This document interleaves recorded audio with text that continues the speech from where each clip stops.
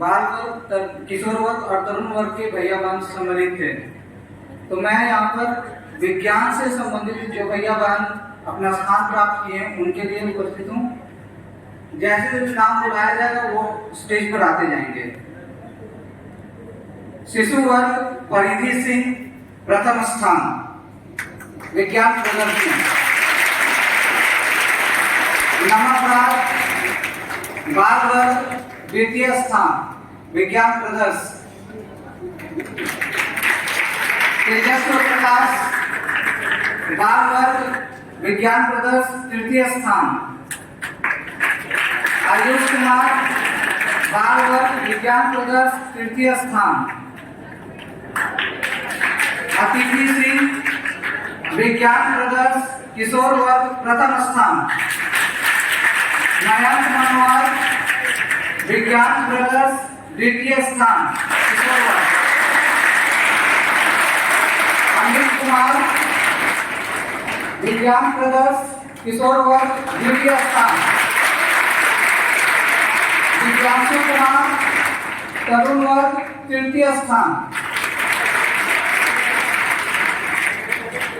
प्रश्न मंच प्रतियोगिता में विज्ञान से बाल वर्ग के भैया प्रथम स्थान पर आए थे। बाल वर्ग के भैया बहन प्रथम स्थान पर आए थे। प्रणव पांडे, अर्णव सोनी, आकृति सिन्हा, ये टीम थी बाल वर्ग की जिन्होंने प्रथम स्थान प्राप्त किया है विज्ञान प्रश्न मंच में।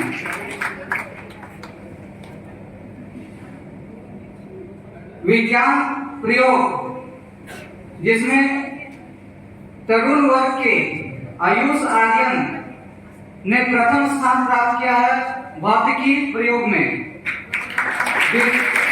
रसायन प्रयोग में तरुण वर्ग के भैया राजन कुमार ने तृतीय स्थान प्राप्त किया है और जीव विज्ञान प्रयोग में बहन जिज्ञासा श्रॉफ ने तरुण वर्ग में तृतीय स्थान प्राप्त किया है।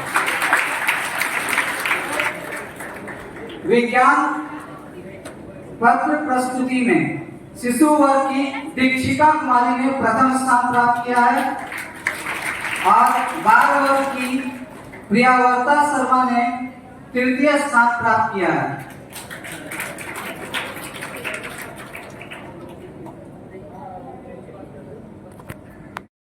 को प्रमाण पत्र देने की कृपा करेंगे। चयनित हुए हैं, जैसे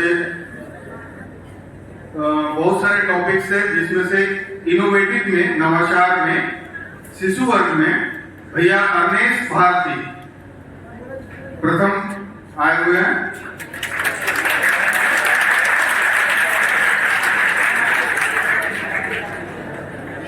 model based on computer system पे भैया अर्णव आर्यन सेकेंड स्थान प्राप्त किए हैं। बाल वर्ग में नवाचार में यानी कि इनोवेटिव में ही ओम कुमार निखिल थर्ड स्थान प्राप्त किए हैं। आप तीनों से मंच पे आए।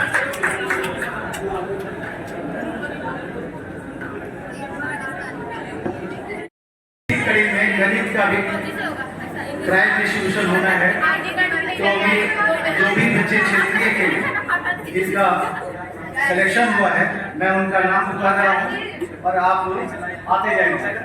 क्षेत्रीय 31 अक्टूबर और 1 नवंबर को मुजफ्फरपुर में होना है। तो अभी जो भी विजयी हुए हैं उनको भी बुलाते हैं, लेकिन फर्स्ट सेकंड वाले जो भी प्रतिभागी हैं उन्हीं को क्षेत्रीय में जाना है। तो अभी मैं शिशु वर्ग से कुमार संकेत गणित प्रदर्शन में इन्होंने फर्स्ट प्राइज जीता है। वहीं शिशु वर्ग में ही विवेक रोशन एक्सपेरिमेंट प्रयोग में इन्होंने थर्ड स्थान प्राप्त किया है। विवेक रोशन। फिर बाल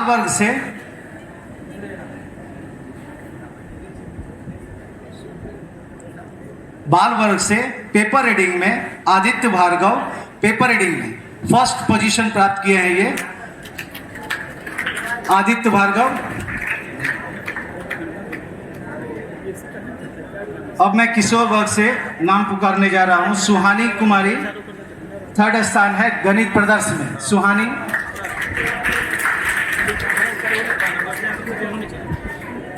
शुभ 2nd प्राइज शुभ को मिला है। आ जाइए, आप भी मंच पे आ जाइए।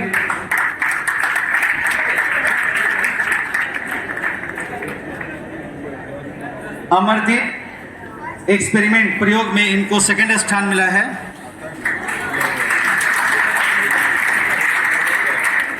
और तरुण वर्ग से प्रयोग में हर्षित भैया प्रयोग से 3य स्थान प्राप्त हुआ है।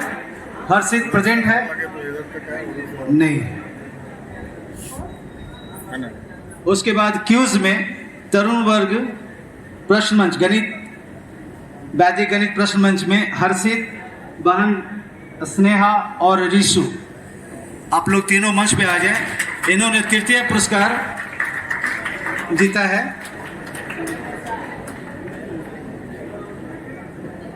रिक्वेस्ट है कि वो स्टेज पर आए। अमृत कुमार, श्याम राघव, अली साहब हैं। तो अभी प्रयोग करने के लिए मैं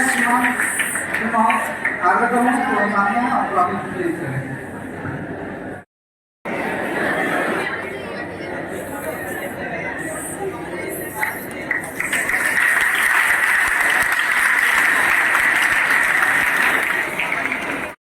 आयोजित वर्षों से होती रही है। इसमें बच्चों में देशभक्ति की भावना जागृत करने के लिए देशभक्ति हिंदी व संस्कृत गीतों का एक कंपटीशन होता है, जिसमें नालंदा जिले से प्रथम स्थान अपने विद्यालय के भैया और बहनों ने प्राप्त किया था कुछ दिनों पहले। और अभी 24 तारीख को हम लोग गया गए थे प्रांतीय प्रतियोगिता के लिए, और वहां पे भी काफी अच्छी प्रतियोगिता हुई। सभी अपने स्तर से अच्छी तैयारी करके गए थे। इसमें हमारी टीम ने 3य स्थान प्राप्त किया।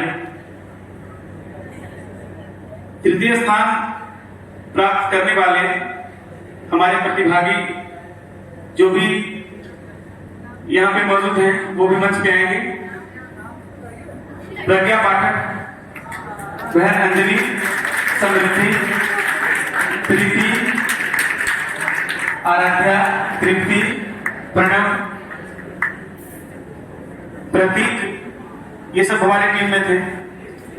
ये सब काफी अच्छा मेहनत कर करके बहुत अच्छी प्रतियोगिता में अपनी भूमिका निभाई। और वहां पे कुल 11 टीमें थी। 11 टीमों में 3य आना कोई साधारण बात भी नहीं होता है। कहने का मतलब आप पूरे बिहार प्रांत में आप 3य स्थान हैं। आप सब, मुझे लगता है वो नीचे रखा हुआ है। एक बार जोरदार करते ध्वनि से इनका स्वागत करेंगे। ये बहुत ही अच्छी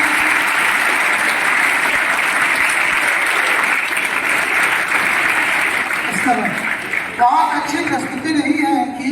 और मैं कोशिश करूंगा कि इनकी जो प्रस्तुति जिला स्तरीय और प्रांत स्तरीय कार्यक्रम में जो रही है, कुल 4 गीतों की प्रस्तुति इन्होंने दी है। एक तो वंदे मातरम था, और दूसरा हिंदी गीत, तीसरा संस्कृत गीत, और जो चौथा था वो स्थानीय भाषा में गीत। ये 4 गीतों की प्रस्तुति दी है। चारों ही बेमिसाल रहे हैं। और मैं चाहूंगा कि क्रमशः आप अवसर मिलने पर मैं इनकी प्रस्तुति आप सबों से कराऊंगा। बहुत बहुत धन्यवाद। मैं आप सबों का उनसे परिचय कराता हूँ। मंच पर मंदिर में विराजमान है डॉक्टर आचार्य पवन जी। डॉक्टर आचार्य पवन जी, आप एजुकेशनल साइकोलॉजिस्ट हैं। शैक्षणिक दृष्टिकोण से और शिक्षा मनोविज्ञान। बात बंद करिए, सामने में बैठ के बात करिए। शिक्षा मनोविज्ञान जैसे विषय के ऊपर में आपकी गहरी पकड़ है और पूरे देश के अंदर में अब तक 2200 से अधिक बार अलग अलग विद्यालयों में जाकर के आपने बच्चों की काउंसलिंग की है। आप मूलतः चंडीगढ़ के रहने वाले हैं और आपकी शिक्षा कक्षा मध्य प्रदेश में एक जिला है दतिया। दतिया के सरस्वती शिशु मंदिर से आपकी शिक्षा दीक्षा हुई है और कुछ दिनों तक आपने उसी विद्यालय में आचार्य के रूप में भी कार्य किया है और आचार्य का यह कार्य आपको इतना पसंद आया कि आपने अपने नाम के साथ ही आचार्य शब्द जोड़ लिया, आचार्य पवन।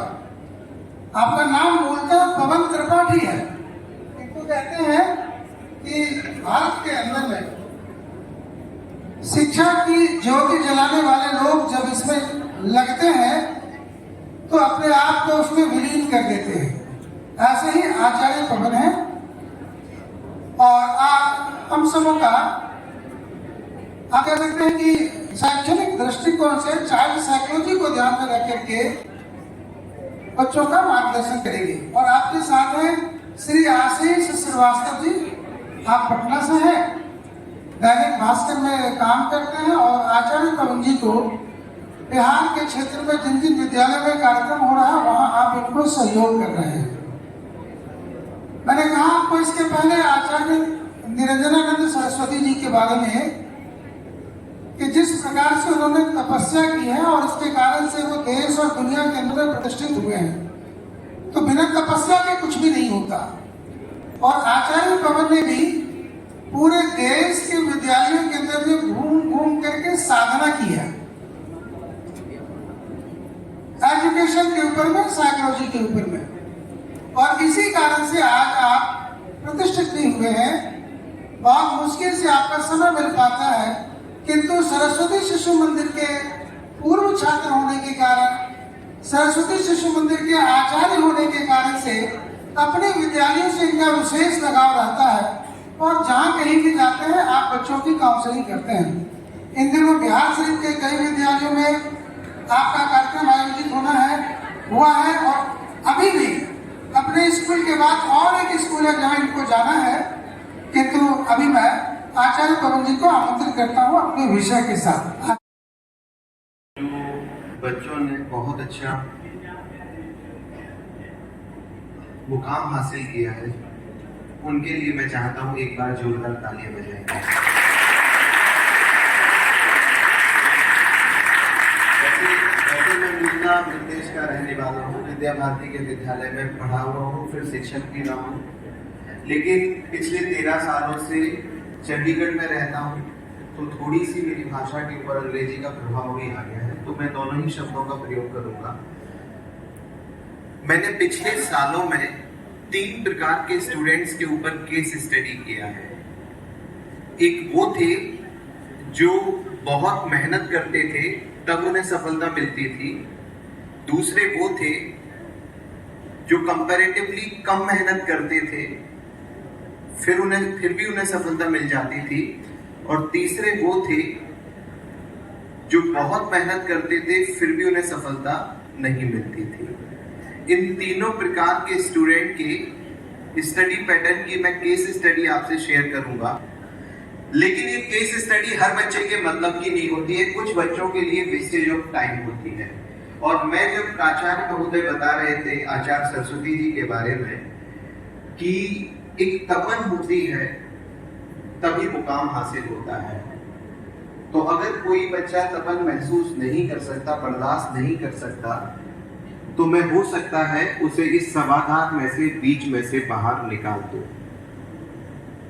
मेरा ट्रैक रिकॉर्ड बहुत खराब रहा है। मैं अक्सर अपने लेक्चर में से 4 से 5 विद्यार्थियों को बाहर निकालता रहता हूं, क्योंकि मैंने इस केस स्टडी में बड़ी मेहनत की है और मैं चाहता हूं ये केस स्टडी केवल काबिल बच्चों के पास ही जाए। तो आपके बैठने के तरीके और सुनने के प्रकार से मैं ये अंदाजा लगाने का प्रयास करूंगा कि किस किस बच्चे का यहाँ पर बैठकर समय बर्बाद हो रहा है। और पिछले 2 महीनों से ये ट्रैक रिकॉर्ड रहा है कि मैं जिसको सबसे पहले बाहर निकालता हूँ वो कोई बहन होती है। तो इस बात का खास ध्यान रखें आपके बैठने के तरीके और सुनने के प्रकार से मैं ये अंदाजा लगाने का प्रयास करूंगा। अगर मुझे एक पल भी ये एहसास होगा कि कोई बच्चा यहाँ पर बैठकर अपना समय बर्बाद कर रहा है, तो मैं उसका समय बर्बाद नहीं होने दूंगा, क्योंकि प्राचार्य महोदय से मैंने कमिटमेंट किया है कि 9th से 10th और 11th 12th क्लास के बच्चों का समय बहुत कीमती होता है, और मैं ये गुनाह नहीं कर सकता कि मेरे कारण किसी भी बच्चे का समय बर्बाद हो। तो कुछ बच्चों को मैं वार्निंग दूंगा शुरुआत में, पीछे से आगे बैठाऊंगा, और 2 बच्चों के साथ ऐसा होगा, उसके बाद मैं बाहर निकालना शुरू कर दूंगा। मैंने अपनी केस स्टडी बता दी। 3 प्रकार के स्टूडेंट्स मुझे मिले। एक जो बहुत मेहनत करते थे फिर उन्हें सफलता मिलती थी, दूसरे कंपैरेटिवली कम मेहनत करते थे फिर भी उन्हें सफलता मिल जाती थी, और तीसरे वो थे जो बहुत मेहनत करने के बावजूद भी सफल नहीं हो पाते थे।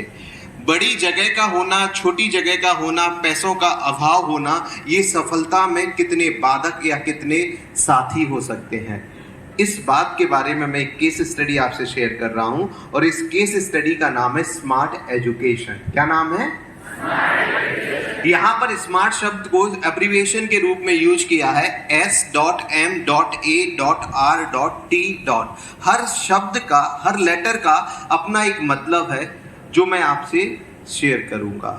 लेकिन शुरू करने से पहले बता दूं, जब से यहां पर आया, मैं आप सबको बड़े गौर से देख रहा था और पहचानने की कोशिश कर रहा था, क्योंकि दुनिया में 3 प्रकार के लिसनर्स होते हैं, conscious listener, partial conscious listener और अनकॉन्शियस लिसनर।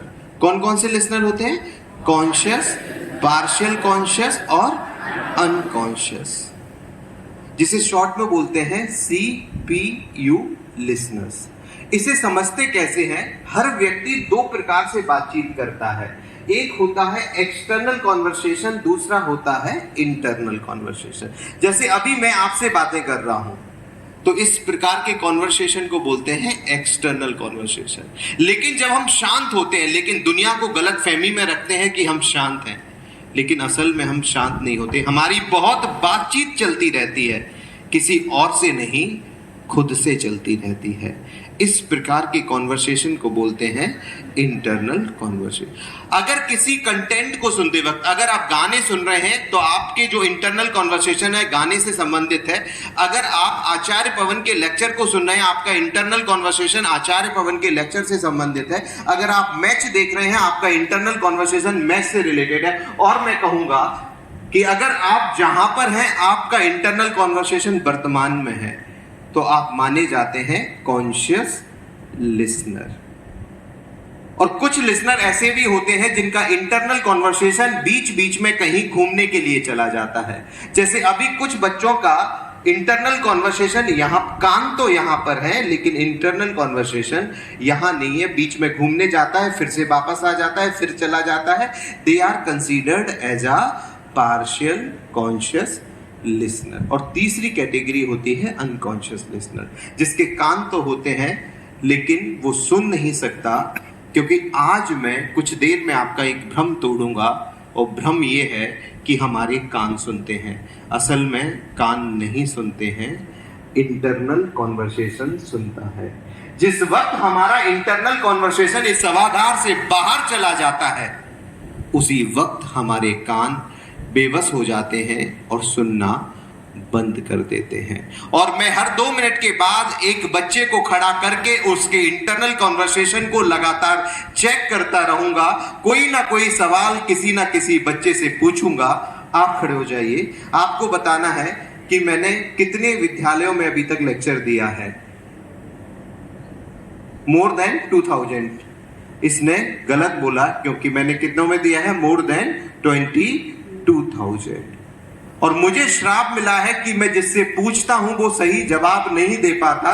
इससे मैं अपनी रिसर्च को सिद्ध करूंगा कि कान नहीं सुनते हैं, इंटरनल कॉन्वर्सेशन सुनता है। आपकी आंखों के मूवमेंट मुझे चीख चीख कर बताएंगे कि आपका इंटरनल कॉन्वर्सेशन अभी यहां पर है या कहीं और जा चुका है। आप खड़े हो जाइए बच्चे। हर 2 मिनट के बाद किसी ना किसी बच्चे, आप खड़े हो जाइए, आपके पीछे वाले बच्चे खड़े हो जाइए। आचार्य सरस्वती जी ने जो तप किया था वो किस मंथ में किया था, आपको बताना है? बैठ जाइए, नहीं बता पाएंगे क्योंकि मुझे श्राप मिला है, मैं जिससे पूछूंगा वो जवाब नहीं दे पाएगा। और इससे मैं सिद्ध करूंगा कि कान नहीं सुनते हैं, इंटरनल कॉन्वर्सेशन सुनता है। और मेरी बात को एक बात गौर से सुनना, अगर एक बच्चा क्लासरूम में इंटरनल कॉन्वर्सेशन को आचार्य के सब्जेक्ट से रिलेटेड करना शुरू कर दे, तो मेरी स्टडी बोलती है, जिसके लिए मुझे अवार्ड मिला है, कि 16 to 17% वो सब्जेक्ट बच्चों के लिए आसान हो जाता है। उन्हीं बच्चों को पढ़ाई तंग करती है जब आचार्य पढ़ा रहे होते हैं और उनका इंटरनल कॉन्वर्सेशन बाहर घूमने जाता रहता है। आज कुछ बच्चों को मैं खड़ा कर के उन्हें रूबरू कराऊंगा कि बच्चा पढ़ाई इसलिए तंग कर रही है, कान कमजोर है, दिमाग का कोई दोष नहीं है। दिमाग तो तब रिस्पॉन्ड देगा जब उसके पास मटेरियल होगा। मैं लगातार आपके आंखों के मूवमेंट से आपके इंटरनल कॉन्वर्सेशन को जज करने की कोशिश कर रहा हूं, और मुझे जैसे ही लगेगा कि किसी बच्चे का इंटरनल कॉन्वर्सेशन बाहर गया है, उसी वक्त मैं टेस्टिमोनियल बना के खड़ा कर दूंगा। और खड़े होने के बाद जवाब नहीं दे पाओ तो हंसना नहीं, थोड़ा सा सोचने पे मजबूर हो जाना कि जो माता पिता इतनी मेहनत करके विद्यालय भेजते हैं, क्या मैं यहां पर आकर इंटरनल कॉन्वर्सेशन करता रहूं और उनको जो उनकी मेहनत का फल है वो अच्छा रिजल्ट ना कर दो। थोड़ा सा सोचने पे भी मजबूर हो जाना। सेशन का नाम है स्मार्ट एजुकेशन और थीम है, मैं बता चुका हूं, 3 प्रकार के स्टूडेंट के ऊपर की गई केस स्टडी। एक कहानी से शुरू करता हूं। कहानी रामन की है। Raman is a student of 11th non medical.